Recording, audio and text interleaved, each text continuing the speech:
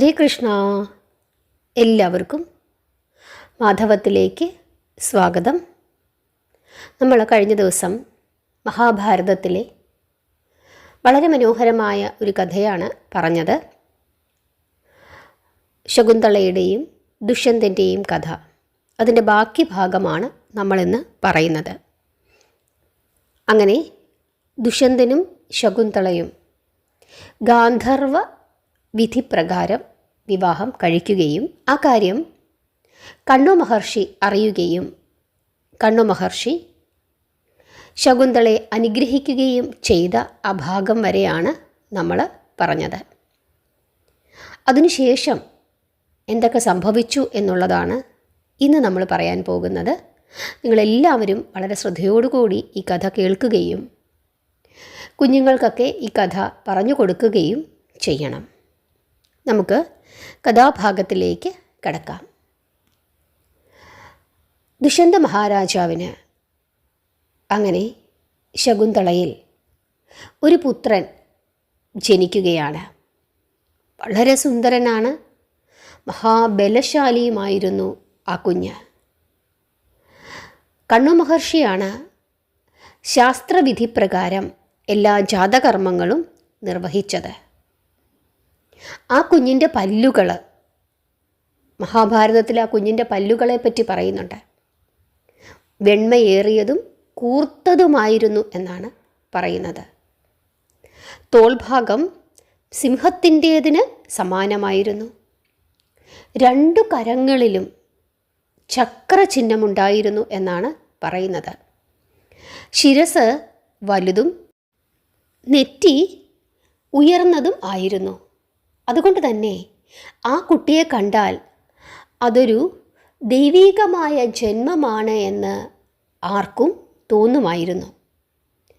6 വയസ്സുണ്ടായിരുന്ന ആ കുട്ടി സിംഹത്തിനെയും മറ്റുള്ള ഹിംസമൃഗങ്ങളെയുമൊക്കെ ആശ്രമത്തിൽ പിടിച്ചുകൊണ്ടുവന്ന് കെട്ടുമായിരുന്നു. എന്നിട്ട് ഈ സിംഹങ്ങളുടെയൊക്കെ മുതുകത്ത് ചാടിക്കയറുകയും അവരോടൊപ്പം കളിക്കുകയും ചിലപ്പോൾ അവരെ ഓടിച്ചു വിടുകയുമൊക്കെ ചെയ്യുമായിരുന്നു.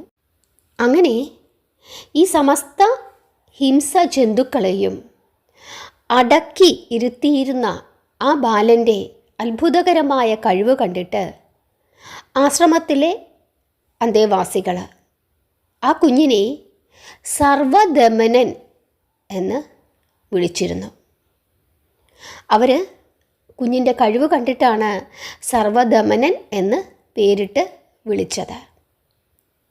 ആ ബാലനിൽ അലൗകികമായ തേജസ്സും ഓജസ്സും കണ്ട കണ്വ മഹർഷി ഒരിക്കൽ ശകുന്തളയോട് പറയുകയാണ്, ഇവനിപ്പോൾ യുവരാജാവ് ആകത്തക്ക അത്രയും വലുതായിരിക്കുന്നു, അതിനുള്ള യോഗ്യത ഇവൻ നേടിയിരിക്കുന്നു. അതിനുശേഷം കണ്വ മഹർഷി ശിഷ്യരോട് കൽപ്പിക്കുകയാണ്, ഈ ശകുന്തളയെ മകനോടൊപ്പം അവളുടെ ഭർത്താവിൻ്റെ സമീപത്ത് എത്തിക്കുക. സ്ത്രീയെ വളരെ കാലം പിതാവിൻ്റെ വസതിയിൽ താമസിപ്പിക്കുന്നത് കീർത്തിക്കും സംസ്കാരത്തിനും ധർമ്മത്തിനും വിരുദ്ധമാണ്. അവൾ വിവാഹിതയാണെങ്കിൽ അവൾ താമസിക്കേണ്ടുന്നത് ഭർത്താവിൻ്റെ ഗൃഹത്തിലാണ്.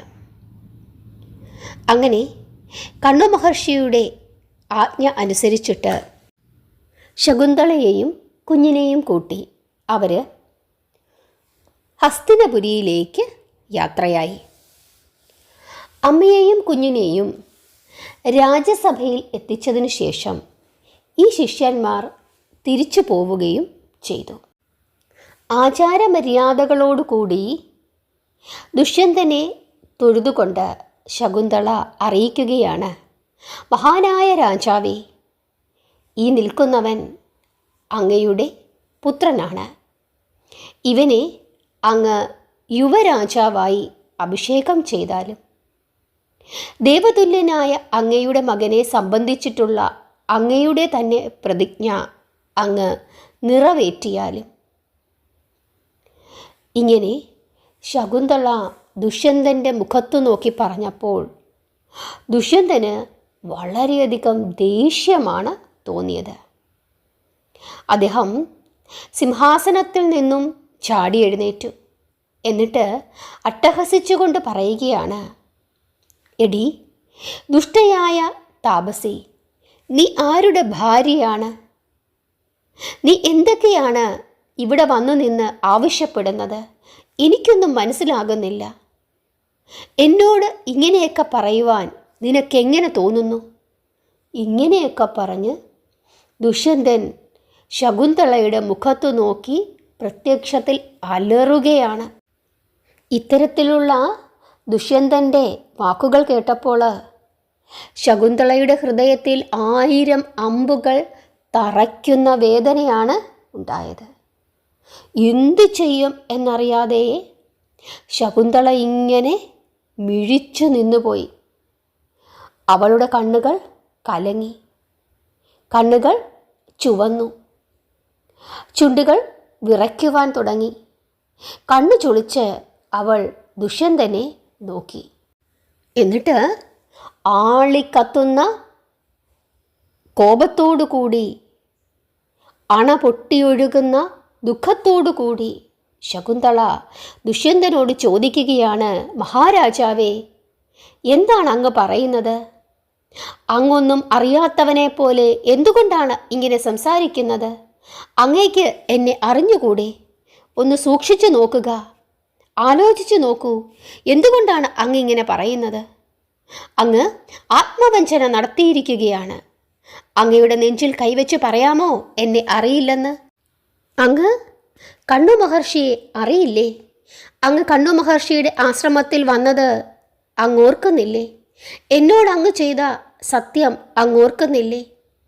നമ്മൾ തമ്മിൽ വിവാഹം കഴിച്ചത്, ഗാന്ധർവ വിധി പ്രകാരം വിവാഹം കഴിച്ചത് അങ്ങോർക്കുന്നില്ലേ? അങ്ങ് ഈ കുഞ്ഞിൻ്റെ മുഖത്തേക്ക് നോക്കൂ. ഞാൻ ആരാണെന്ന് അങ്ങേക്ക് മനസ്സിലാകുന്നില്ലേ?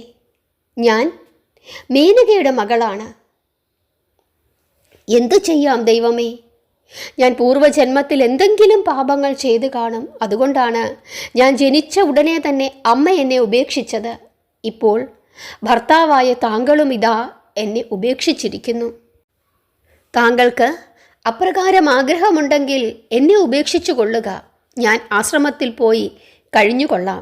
പക്ഷേ അങ്ങയുടെ സ്വന്തം പുത്രനെ അങ്ങ് ഉപേക്ഷിക്കരുത്. ഇങ്ങനെയൊക്കെ പറഞ്ഞ് പാവം ശകുന്തള നിലവിളിക്കുകയാണ്.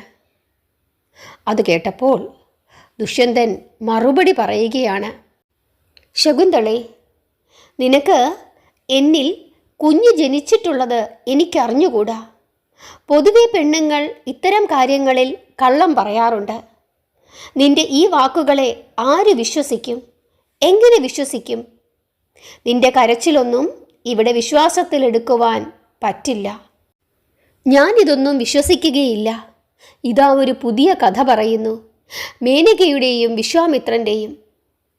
അവരെയൊക്കെ തട്ടിച്ചു നോക്കുമ്പോൾ നിന്റെ സ്ഥാനം എവിടെയാണ്? ഇത്തരത്തിലുള്ള കള്ളങ്ങൾ കൊണ്ടൊന്നും ഇവിടെ വരരുത്. വേഗം തന്നെ പുറത്തിറങ്ങുക എന്ന് ദുഷ്യന്തൻ പറയുകയാണ്. അത് കേട്ടപ്പോൾ ശകുന്തള ഇങ്ങനെ രാജാവിനോട് പറഞ്ഞു, രാജാവേ, കാപട്യം കാണിക്കരുത്. 1000 അശ്വമേധങ്ങളെക്കാളും ശ്രേഷ്ഠമാണ് സത്യപാലനം.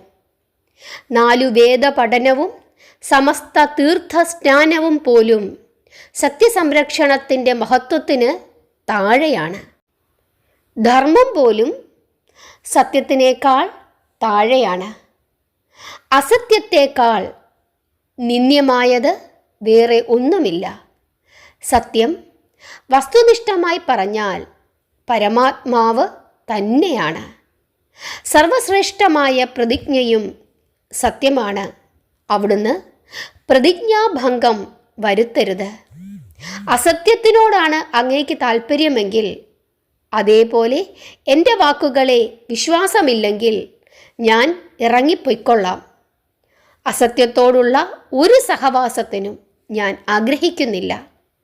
ഞാനിതാ പറയുന്നു, ഈ പുത്രനെ താങ്കൾ സ്വീകരിക്കുകയോ സ്വീകരിക്കാതിരിക്കുകയോ ചെയ്തു കൊള്ളുക. ഒരു കാര്യം തീർച്ചയാണ്, ഈ പുത്രൻ തന്നെയായിരിക്കും ഈ സമസ്ത ഭൂമിയുടെയും ചക്രവർത്തി. ഇത്രയും പറഞ്ഞ് ശകുന്തള അവിടെ നിന്നും ഇറങ്ങി പുറപ്പെട്ടു. ആ സമയം യാജ്ഞികരും പുരോഹിതരും ആചാര്യന്മാരും മന്ത്രിമാരും അടക്കമുള്ളവർ അവിടെ ഇരിക്കുന്നുണ്ടായിരുന്നു. എല്ലാവരെയും സംബോധന ചെയ്തുകൊണ്ട് ഒരു അശരീരി അവിടെ മുഴങ്ങുകയാണ്. കുട്ടിയെ സംബന്ധിച്ചിടത്തോളം അമ്മ കേവലം ഒരു ഉറയ്ക്ക് സമാനമാണ്. പുത്രൻ പിതാവിൻ്റേതു തന്നെയാണ്. പിതാവ് തന്നെയാണ് പുത്രൻ്റെ രൂപത്തിൽ പിറക്കുന്നത്. അതുകൊണ്ട് നീ പുത്രനെ സംരക്ഷിച്ചു കൊള്ളുക. ശകുന്തളയെ അപമാനിക്കരുത്. സത്യമായും ഈ ബാലകൻ്റെ ഗർഭധാനം നീ തന്നെയാണ് ചെയ്തത്. ശകുന്തളയുടെ വാക്കുകൾ സത്യമാണ്.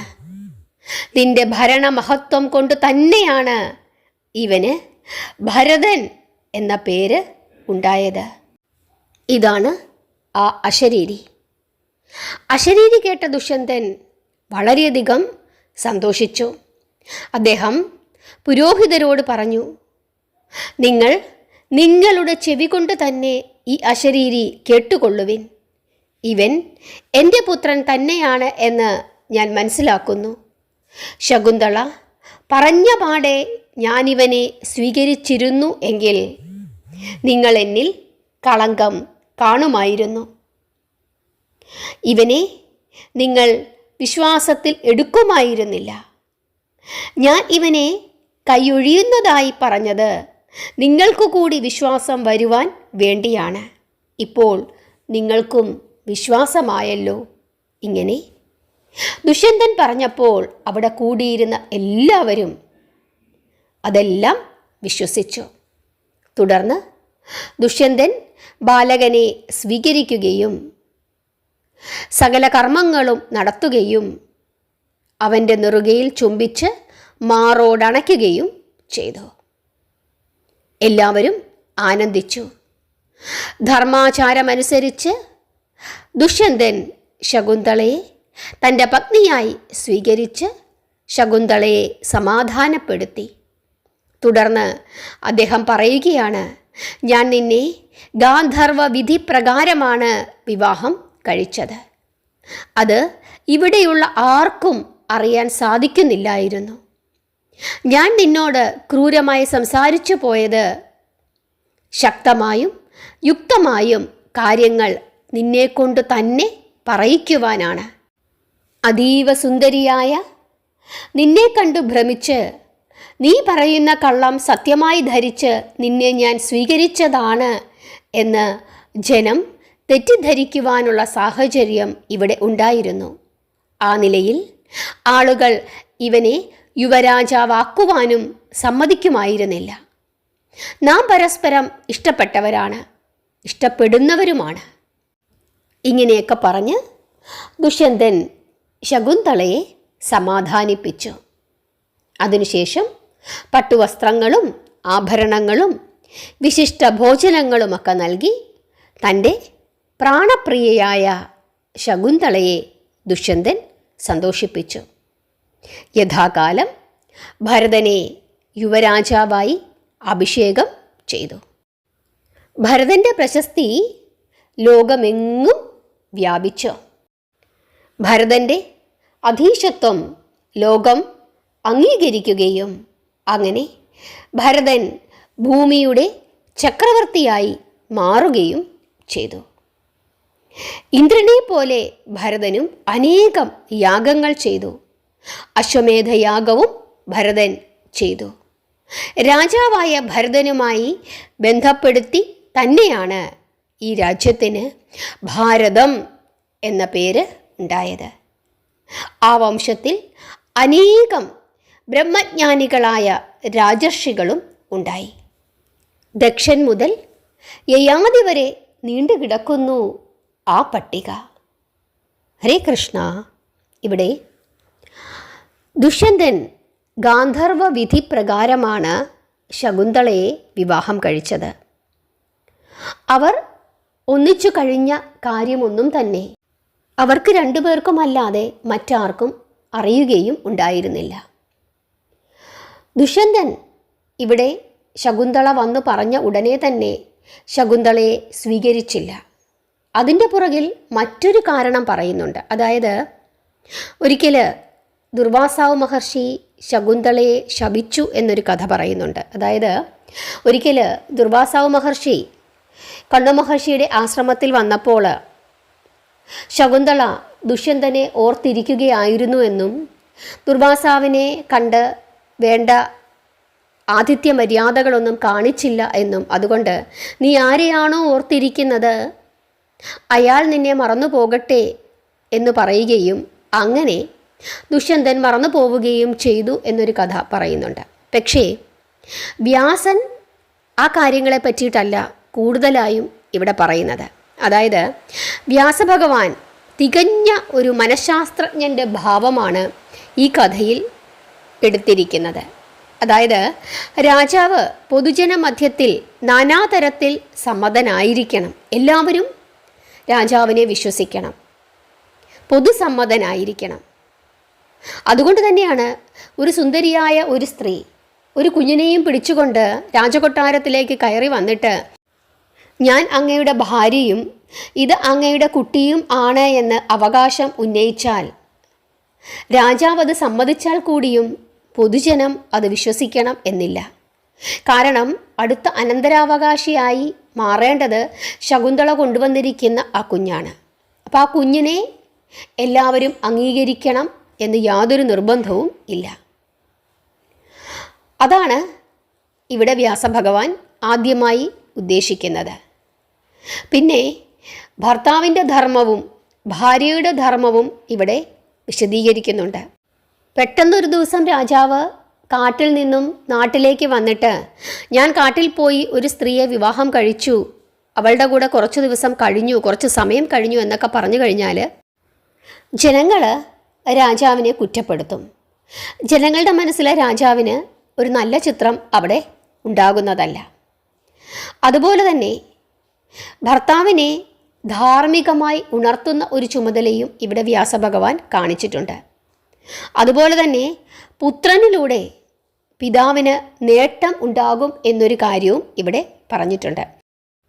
അതുപോലെ ഭാര്യയുടെ അനിവാര്യതയും ഇവിടെ പറയുന്നു.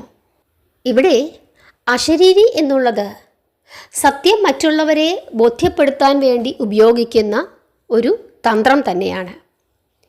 ഇവിടെ ഒരുപാട് ആളുകൾ കൂടിയിരിപ്പുണ്ട്. ആ കൂട്ടത്തിലിരുന്നു കൊണ്ട് ആരെങ്കിലും ഉറക്കെ സത്യം വിളിച്ചു പറഞ്ഞാലും മതി. ആരാണ് അത് പറഞ്ഞത് എന്ന് ആരും അറിയണം എന്നുമില്ല. ഒരു വിശ്വസ്തൻ, രാജാവിൻ്റെ ഒരു വിശ്വസ്തൻ തന്നെ ആയിരിക്കാം ഒരുപക്ഷെ അത് പറഞ്ഞത്. പൊതുജനങ്ങളെ കയ്യിലെടുക്കാനുള്ള ഒരു തന്ത്രവുമാകാം ഈ അശരീരി. എന്തുതന്നെയായാലും രാജാവ് ഇവിടെ സ്വീകരിച്ചത് മറ്റുള്ള ആളുകളെ, അതായത് ജനങ്ങളെ വിശ്വാസത്തിൽ എടുത്തുകൊണ്ട് തൻ്റെ ഭാര്യയെയും കുഞ്ഞിനെയും സ്വീകരിക്കുക എന്നുള്ള തന്ത്രമാണ്. ഇവിടെ വ്യാസനും അതുതന്നെയാണ് പറയുന്നത്. ഒരു രാജാവ് അയാൾ എന്തു ചെയ്താലും വിശ്വാസത്തിലെടുക്കണം ജനങ്ങളെ വിശ്വാസത്തിലെടുത്തുകൊണ്ട് വേണം ഒരു രാജാവ് രാജ്യഭരണം നിർവഹിക്കേണ്ടത്. അതല്ലാതെ ജനങ്ങൾക്ക് വിശ്വാസമില്ലാത്ത ഒരു രാജാവിനെ ജനങ്ങൾ സ്വീകരിക്കുകയില്ല. ഇത് വേണമെങ്കിൽ രാജാവിൻ്റെ സ്വന്തം കാര്യമാണ് എന്ന് പറയാം. പക്ഷേ ഇവിടെ ആ രാജാവിൻ്റെ പുത്രനെയാണ് യുവരാജാവായി അഭിഷേകം ചെയ്യേണ്ടത്. അങ്ങനെ വരുമ്പോൾ ഇത് രാജാവിൻ്റെ പുത്രൻ തന്നെയാണ് എന്നുള്ള ബോധ്യം, ഉത്തമ വിശ്വാസം പൊതുജനങ്ങൾക്ക് ഉണ്ടാകേണ്ടത് വളരെയധികം ആവശ്യമാണ്. ആ ഒരു കാര്യം ഇവിടെ കൃത്യമായി ദുഷ്യന്തൻ നിർവഹിച്ചിരിക്കുന്നു എന്നുള്ളതാണ് നമുക്ക് കാണാനായി സാധിക്കുന്നത്.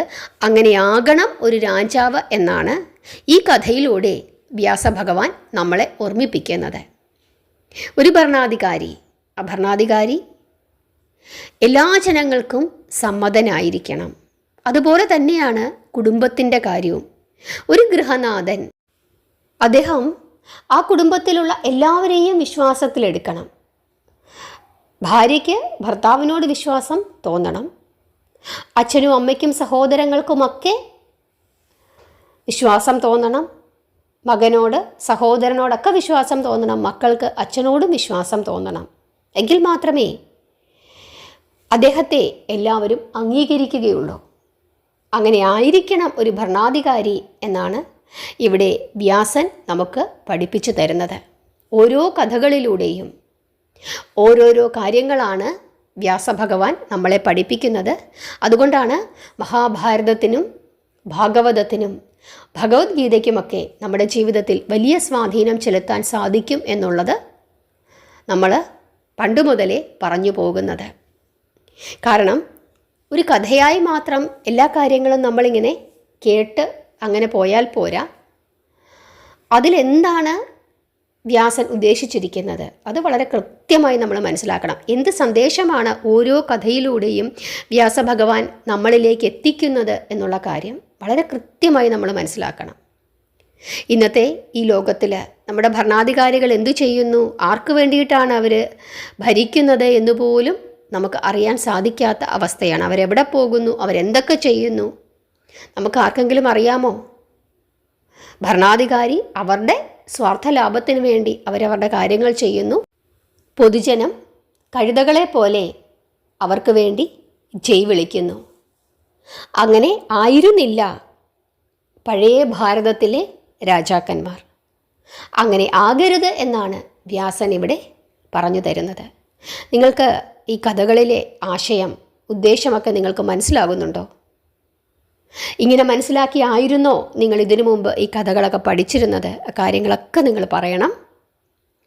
നിങ്ങളുടെ ഇഷ്ടങ്ങളും അനിഷ്ടങ്ങളും ഒക്കെ പറയണം. നാമം ജപിക്കണം. എല്ലാവരെയും ഭഗവാൻ അനുഗ്രഹിക്കട്ടെ. ഹരേ കൃഷ്ണ.